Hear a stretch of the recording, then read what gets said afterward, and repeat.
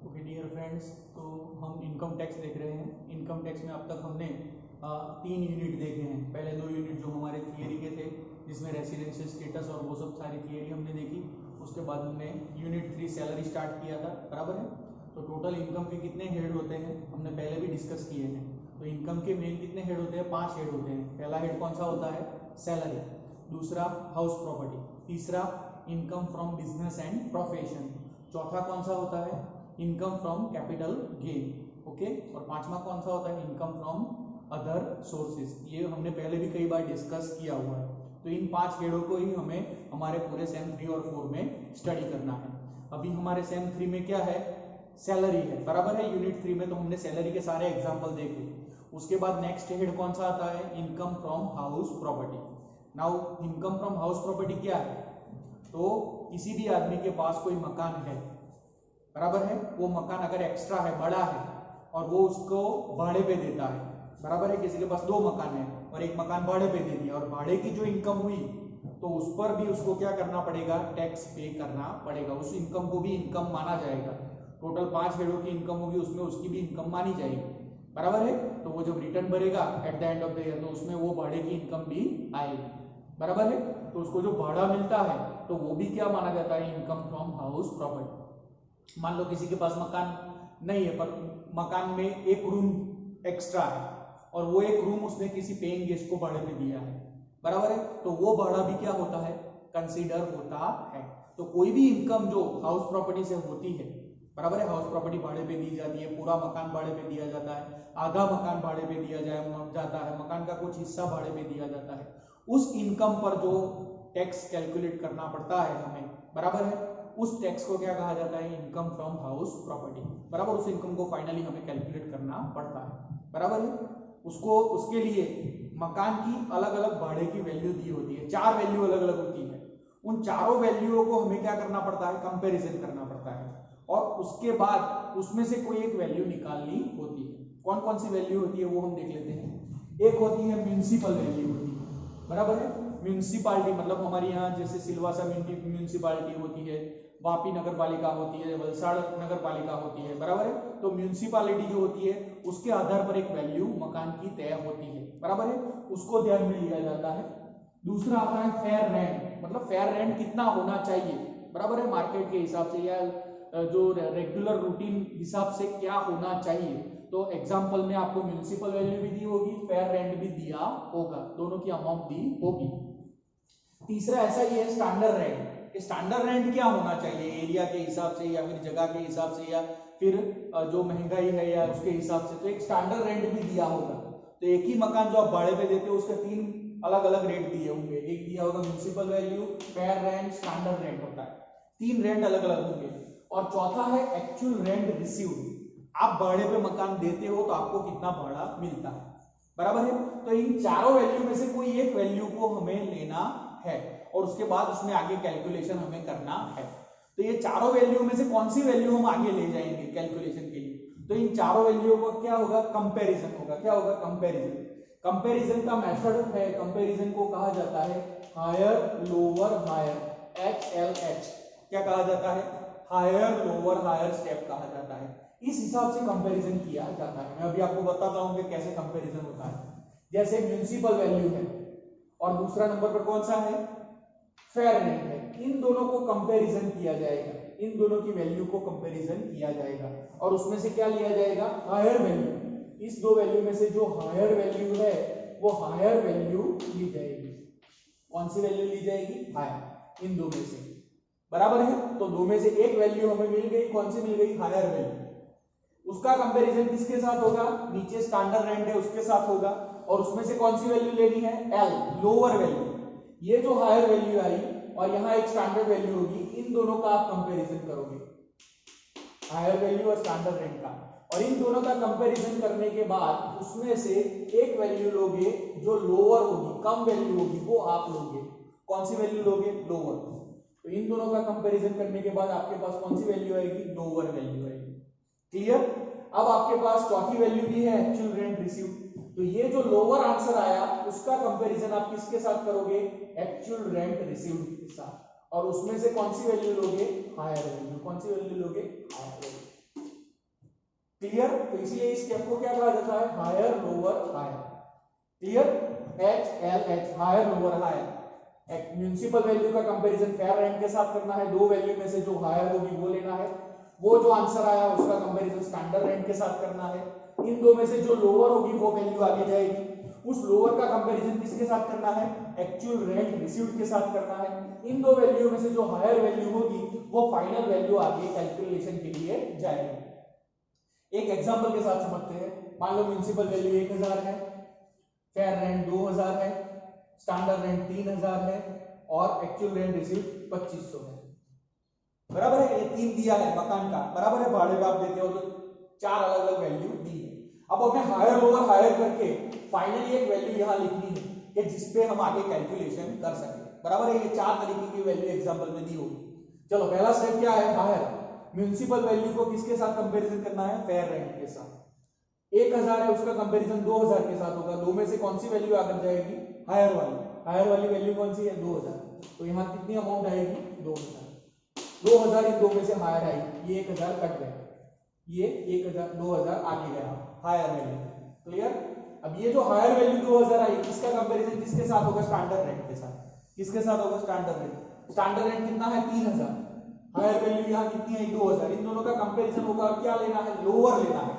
इन दो अमाउंट में से जो अमाउंट लोअर है, कम है, वो आगे जाएगी। दो में से कम अमाउंट कौन सी है? 2000। तो 2000 लोअर है, वो आगे जाएगी 2000, ये लोअर आगे जाएगी, ये 3000 नहीं जाएगी।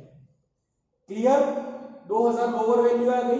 अब ये दूसरा आंसर है, इसका कंपैरिजन किसके साथ होगा? एक्चुअल रेंट रिसीव्ड और रिसीवेबल जिसे कहा जाता है उसके साथ कंपैरिजन होगा। उसके साथ कंपैरिजन होगा, वो वैल्यू कितनी है? 2500 है। इन दो वैल्यू में से क्या लेना है? तीसरा स्टेप हायर। तीसरा स्टेप क्या है? हायर। ये 2000 आया जो आंसर, उसका कंपैरिजन किसके साथ होगा? एक्चुअल रेंट रिसीव्ड के साथ, रिसीवेबल के साथ। रिसीव्ड कहो या रिसीवेबल कहो, दोनों बराबर, दो में से जो होगा तो उसके साथ कंपैरिजन होगा 2000 का 2500 के साथ। इन दो में से क्या लेना है? हायर लेना है। हायर वैल्यू कौन सी है? 2500। तो 2500 हमारा फाइनल क्या आया? रेट आया, रेंट आया।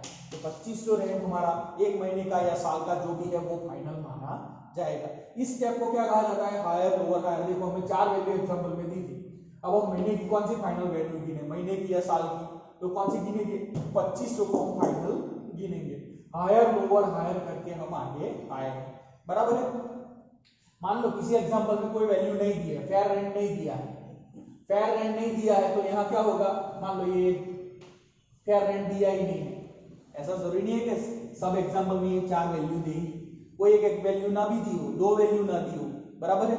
तो हमें क्या करना है? इसको डैश मान लेना है। 1000 का कंपैरिजन डैश के साथ, तो किस कौन सा आगे आएगा? 1000 ही आगे आएगा फाइनली। हायर वैल्यू कौन सी आएगी? 1000। 1000 का कंपैरिजन 3000 के साथ लोअर लेना है, तो लोअर कौन सा आएगा? 1000 आगे लोअर आएगा। इसका कंपैरिजन एक्चुअल रेंट के साथ करना है, एक्चुअल रेंट 2500 और 1000 फाइनल कौन सा आगे आएगा? 2500। चारों की चारों वैल्यू दी ऐसा जरूरी है नहीं। चलो मान लो एक और वैल्यू नहीं दी है, स्टैंडर्ड रेंट भी एग्जांपल में नहीं दिया है, डैश नहीं दिया है, दो ही वैल्यू दी है, म्युनिसिपल वैल्यू दी है और एक्चुअल रेंट रिसीव्ड दिया है। तो 1000 का कंपैरिजन डैश के साथ आगे कौन सा आएगा? 1000। इन दो इसका कंपैरिजन 1000 का कंपैरिजन किसके साथ होगा? स्टैंडर्ड रेंट के साथ। स्टैंडर्ड रेंट कुछ है ही नहीं। अब याद रखो इन दो में से लोअर लेनी है, तो आप इसको जीरो समझ के आगे नहीं ले जा सकते हो। ये डैश है मतलब ये है ही नहीं, तो फाइनली आगे कौन सा जाएगा? 1000 ही जाएगा। बराबर है? आप इसको लोअर जीरो मान के इसको आगे ले जाओ, ऐसा नहीं होगा। ये डैश है तो आगे ऑटोमेटिकली कौन सा जाएगा? 1000 ही आगे जाएगा। तो 1000 का कंपैरिजन किसके साथ होगा? 2500 के साथ। और फाइनली हायर वैल्यू कौन सी आएगी? 2500 वैल्यू के साथ। बराबर है? कोई वैल्यू ना दी हो तो फिर उसको छोड़ के जो वैल्यू बची है वही आगे जाएगी, ये याद रखना है। दो टीम की मैच है संडे को 10 बजे। बराबर है? एक टीम खेलने आई, दूसरी खेलने ही नहीं आई, तो जो खेलने आई है वो ऑटोमेटिकली जीत जाएगी, क्योंकि दूसरी टीम तो आई ही नहीं है खेलने के लिए। बराबर है? तो यहाँ फेयर रेंट नहीं दिया है तो ऑटोमेटिकली म्युनिसिपल वैल्यू क्या हो जाएगा? सिलेक्ट हो जाएगा। इसका कंपैरिजन स्टैंडर्ड रेंट के साथ करना है, स्टैंडर्ड रेंट दिया ही नहीं है तो ऑटोमेटिकली ये वैल्यू क्या होगी? आगे जाएगी। इसका कंपैरिजन एक्चुअल रेंट के साथ दिया है, तो एक्चुअल रेंट और इसका कंपैरिजन होगा तो ये आ जाएगा।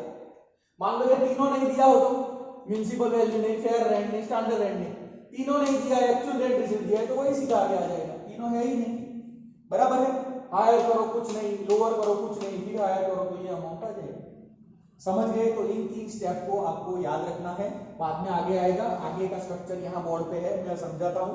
पूरी फॉर्मेट इस तरीके से है, पर ये मेन जो एग्जांपल है वो हायर लोअर हायर पे चलता है, बराबर है। म्युनिसिपल वैल्यू, बराबर। आपको एक चीज और याद रखनी है, एग्जाम में आपको कंफ्यूज करने के लिए क्या देते हैं, फेयर रेंट सबसे पहला देते हैं, फेयर रेंट की वैल्यू सबसे पहले देते हैं, उसके बाद स्टैंडर्ड रेंट की वैल्यू देते हैं, उसके बाद एक्चुअल रेंट की वैल्यू देते हैं, उसके बाद आपको क्या देते हैं, फेयर रेंट की वैल्यू देते हैं।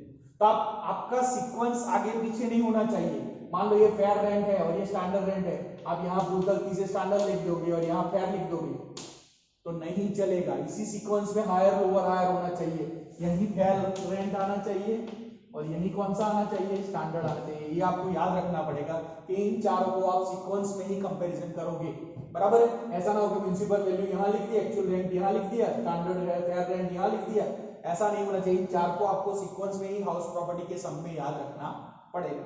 अब इसके बाजू में ही डिटेल में पूरा है फॉर्मेट, वो डिटेल फॉर्मेट भी समझाता हूँ, समझ लीजिए, कंटिन्यूअस में ही समझते हैं हम, बराबर है। डिटेल एग्जांपल इतना ऐसा होगा, ये तो शॉर्ट में हायर लोअर हायर समझा दिया। हाउस प्रॉपर्टी का जो स्टेटमेंट बनेगा, बराबर है, वो इस तरीके से बनेगा कैलकुलेशन का। सबसे पहले हमने देखा ऐसे लिखा होता है annual value as per municipal valuation. Main क्या है, म्युनिसिपल वैल्यूएशन, तो वो अमाउंट लेनी है, बराबर है, उसको नाम देते हैं हम ए। फिर दूसरा है एक्सपेक्टेड फेयर रेंट, मतलब हमारा फेयर रेंट, बराबर, जो हमने यहां समझा था, उसका आंसर होगा बी। इन दोनों का क्या करेंगे, पहला स्टेप हायर, दो में से जो हायर होगा वो ऑटोमेटिकली आगे जाएगा, क्लियर। इसका कंपैरिजन किसके साथ होगा, स्टैंडर्ड रेंट एसआर के साथ, इसका कंपैरिजन स्टैंडर्ड रेंट के साथ होगा, बराबर है। और दो में से क्या आगे जाएगा, जो लोअर होगा वो क्या होगा, आगे जाएगा। इसका कंपैरिजन किसके साथ होगा, एक्चुअल रेंट रिसीव्ड और रिसीवेबल के साथ। इसमें एक चीज और याद रखनी है आपको, अगर एग्जांपल में अनरियलाइज्ड रेंट और इररिकवरेबल रेंट दिया है, अनरियलाइज्ड रेंट का मीनिंग क्या है, समझो कि ऐसा रेंट कि जो हमें नहीं मिला है। मुझे किसी के पास से भाड़ा लेना था 1 साल का, पर उसने 11 महीने का ही भाड़ा दिया, 1 महीने का भाड़ा दिया ही नहीं भाड़वत ने, और वो मकान खाली करके चला गया। भाड़वत को इंग्लिश में टेनेंट कहते हैं। तो टेनेंट अगर भाड़ा दिया बिना ही चला गया, 1 महीने का भाड़ा मेरा क्या हो गया, अनरियलाइज्ड रेंट। क्या हो गया, अनरियलाइज्ड रेंट। तो एक्चुअल रेंट रिसीव मान लो मेरा 1 साल का 1 लाख आने वाला था, पर 1 महीने का भाड़ा उसने नहीं दिया, तो वो भाड़ा यहाँ लेस होगा और जो फाइनल अमाउंट आएगी उसको क्या करेंगे, एक्चुअल रेंट रिसीव, बराबर है। तो ये ए का कंपैरिजन बी के साथ हायर लिया, बराबर। इसका कंपैरिजन स्टैंडर्ड रेंट के साथ, स्टैंडर्ड रेंट का जो आंसर है उसको हम सी कहते हैं। सी और एच का कंपैरिजन किया और दो में से क्या लिया, लोअर लिया। अब इसका जो आंसर आया उसको हम डी कहते हैं, बराबर। पहली वैल्यू जो म्युनिसिपल वैल्यू है वो ए, एक्सपेक्टेड वैल्यू है वो बी, स्टैंडर्ड रेंट है वो सी और एक्चुअल रेंट रिसीव्ड की वैल्यू क्या है, डी। इन दो का हायर जो आंसर है उसका कंपैरिजन इसके साथ और लोअर, इस जो आंसर है इसका कंपैरिजन डी के साथ और क्या लेना है, हायर। तो ये स्टेप कौन सा हुआ, हायर लोअर हायर। इसका कंपैरिजन इसके साथ, दो में से हायर लिया, जो आंसर हायर है उसका कंपैरिजन स्टैंडर्ड रेंट के साथ, और लोअर लिया उसका कंपैरिजन इसके साथ, और कौन सी वैल्यू ली, हायर वैल्यू। पर ये लिखने से पहले याद रखना है कि एक्चुअल रेंट रिसीव्ड में देखने से पहले पूरा एग्जांपल पढ़ लेना है। और कहीं पर दिया है कि भाड़वत ने किसी महीने का भाड़ा नहीं दिया, बराबर, पूरा भाड़ा उसको पूरे साल का नहीं मिला, तो जितना भाड़ा मिला है इसका नाम ही है एक्चुअल रेंट रिसीव्ड। भले पूरे साल का 1 लाख भाड़ा है पर उसको मिला है 90,000 ही मिला है, तो यहाँ फिर अमाउंट कौन सी आएगी, डी की जगह पर 90,000 ही आएगी, क्योंकि उसको 90,000 ही मिला है। 10,000 भाड़ा तो वो भाड़वत ने दिया ही नहीं है, टेनेंट ने बिना दिए भाग गया, तो वो जो एक्चुअल अमाउंट उसको रिसीव्ड हुई है वही अमाउंट यहाँ पर आएगी। इसका कंपैरिजन ऊपर के आंसर के साथ होगा और दो में से क्या लिया जाएगा, हायर अमाउंट ली जाएगी। तो हायर लोअर हायर करके हम आते हैं और जो वैल्यू आती है वो हमारी क्या होती है, ग्रोस एनुअल वैल्यू कहा जाता है। पहली ग्रोस एनुअल वैल्यू मिलती है ये 4 स्टेप करने के बाद, जो डिटेल में हम यहाँ समझे ही है वही 4 स्टेप करने के बाद हमें क्या पहला आंसर मिलता है, क्या मिलता है, gross annual value. Clear, okay. उसमें से एक चीज और लेस होती है, वैकेंसी पीरियड। वैकेंसी पीरियड मतलब कोई भाड़वत आपका मकान खाली करके चला गया सितंबर महीने में, कैंड में, बराबर, 30 सितंबर को चला गया, फिर आपको नया भाड़वत मिला ही नहीं, 2 महीने तक आप ढूंढते रहे पर कोई भाड़वत मिला ही नहीं, बराबर है। आपको भाड़वत मिला 2 महीने के बाद मिला, दिसंबर में मिला मान लो, तो दिसंबर में मिला तो वो 2 महीना क्या माना जाएगा, वैकेंसी पीरियड, कि उस टाइम पे कोई भाड़वत था ही नहीं, तो आपकी इनकम जनरेट हुई ही नहीं, आपको कोई भाड़ा मिला ही नहीं, तो वो 2 महीने का जो वैकेंसी पीरियड होता है वो यहाँ पर क्या करना पड़ता है, लेस करना पड़ता है। वैकेंसी पीरियड का जो अमाउंट है वो लेस करना पड़ता है, तब जाके हमारा फाइनल आंसर मिलता है। उसे क्या कहते हैं, फाइनल ग्रॉस एनुअल वैल्यू। अब ऐसा जरूरी नहीं है कि हर एग्जांपल में वैकेंसी पीरियड आए तो यहाँ पर लेस करना है। ऐसा जरूरी नहीं है कि हर एग्जांपल में अनरियलाइज्ड रेंट दिया है तो यहाँ पर इसमें से लेस होगा, बराबर है। तो वैकेंसी पीरियड लेस करने के बाद हमें क्या मिलेगा, फाइनल ग्रॉस एनुअल वैल्यू मिलेगी। उसमें से एक चीज और लेस होती है, म्युनिसिपल टैक्स और लोकल टैक्स। मैं मकान का मालिक हूँ, मुझे हर साल म्युनिसिपल टैक्स भरना पड़ता है, बराबर है। म्युनिसिपैलिटी टैक्स लेती है, बराबर है, तो वो टैक्स पे करना पड़ता है, वो मेरा खर्चा हुआ। तो म्युनिसिपल टैक्स या लोकल टैक्स जो बोलते हैं वो यहाँ से क्या हो जाएगा, लेस हो जाएगा। मैंने मान लो पूरे साल की मेरी इनकम यहाँ तक की 1 लाख आई, बराबर, और मेरा म्युनिसिपल टैक्स है, मैंने 3000 भरा है पूरे साल का, तो 90,000 में से 3000 क्या हो जाएगा, लेस हो जाएगा। एक चीज ये याद रखनी है कि म्युनिसिपल टैक्स कौन भरता है, ये आपको याद रखना है।